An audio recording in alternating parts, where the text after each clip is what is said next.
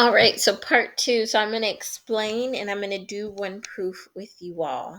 So if we look here, you all will have a PowerPoint and this proof will be on there and you get one done. And your PowerPoint will look somewhat similar to this. You'll have things off to the side where you're going to drag it, and then you're going to save and print this as a PDF.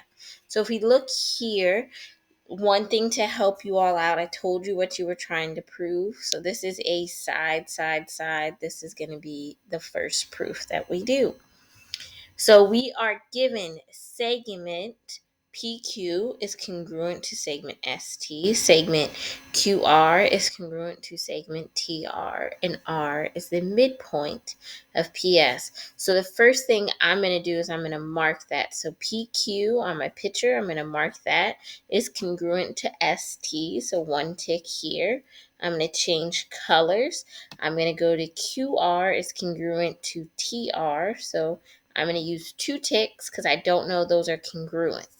And then I'm going to take these over here that I see. So I see PRS. That was a reason given. I'm going to go to QR. Segment QR is congruent to segment TR. Again, given. These don't have to be perfect. I just need to be able to read them. And it says R is the midpoint of PS. That was also given. So let's look at this one here. So if R is the midpoint of segment PS, by its definition, then I know that R, cuts that segment congruently. So I'm going to put 3 ticks. And I'm actually going to change that to a different color so that we can see it. I love to, visualize and see. So 3 ticks here and 3 ticks here. And what did I use? My definition of a midpoint. And that told me that segment PR is congruent to segment SR. So now if I look at my picture, I do have all 3 sides. So I know that that's going to be my reasoning.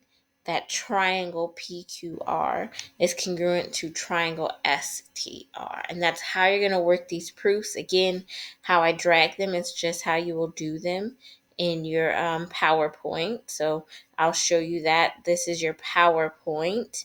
You're going to drag all of these. You will get all of this class, and this is what we will be working on next class too. So it's kind of up to you. I would definitely, get ahead of it and use the next class to ask me questions. All right. Like always, stay safe. I'll see you guys next class.